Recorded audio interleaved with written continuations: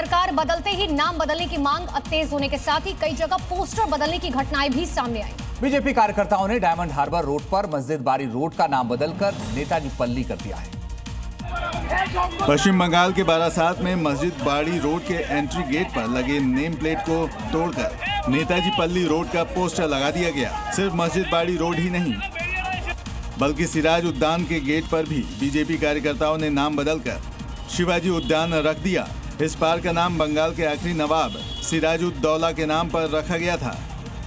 स्थानीय लोगों का कहना है कि नाम बदलने की मांग लंबे समय से की जा रही थी, लेकिन मुस्लिम वोट बैंक के दबाव में सरकार परमिशन नहीं दे रही थी। बंगाल में बीजेपी की जीत के बाद एबीवीपी कार्यकर्ताओं ने टीएमसीबी की पेंटिंग को अशुद्ध मानकर उसे गंगा जल से छिड़का और हटा दिया।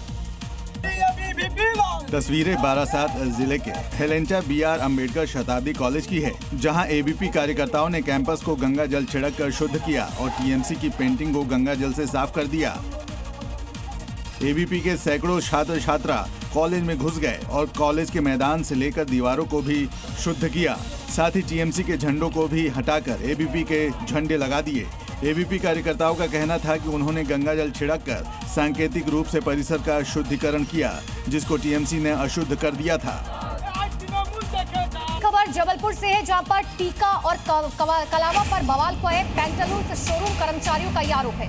हिंदू प्रतीकों पर रोक लगाने का आरोप है। कलावा और तिलक लगाने पर रोक की बात सामने आ रही है। शोरूम मालिक को कलावा बांधा गया है। पूरा बवाल जबलपुर से सामने आया है। चंद्र की जय, सनातन हिंदू धर्म का अपमान।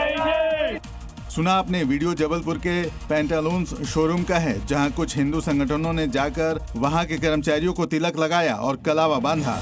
दरअसल पैंटालून शोरूम के कर्मचारियों ने प्रबंधन पर धार्मिक प्रतीकों पर रोक लगाने का आरोप लगाया था।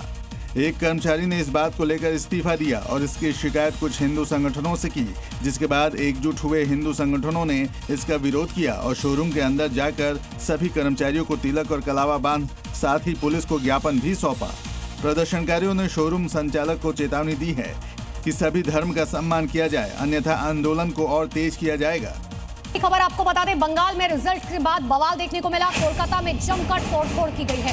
टीएमसी ऑफिस में ये तोड़फोड़ हुई है। न्यू मार्केट इलाके में तोड़फोड़ हुई है और नई सरकार अभी बननी बाकी है, लेकिन बीजेपी वहां पर सरकार बनाएगी।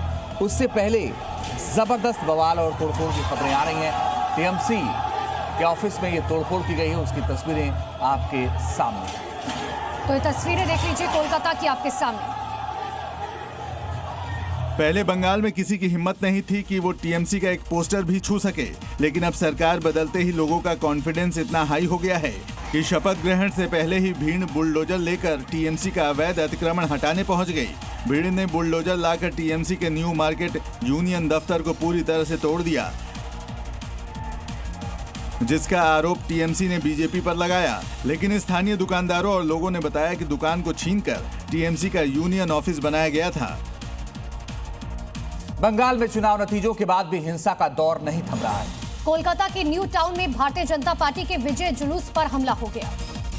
कोलकाता के न्यू टाउन इलाके में बीजेपी की विजय जुलूस के दौरान बीजेपी और टीएमसी कार्यकर्ताओं में बहस हो गई, जिसके बाद आरोप है कि टीएमसी कार्यकर्ताओं ने मधु मंडल को पीट कर अधमरा कर दिया, जिसके बाद आनंद फानन में उनको अस्पताल ले जाया गया, जहां डॉक्टरों ने उन्हें मृत घोषित कर दिया। जिसके बाद बीजेपी कार्यकर्ताओं ने आरोपियों के घर पर हमला बोल दिया और रोड जाम कर दी। हालात काबू करने के लिए सेंट्रल फोर्सेस की तैनाती करनी पड़ी।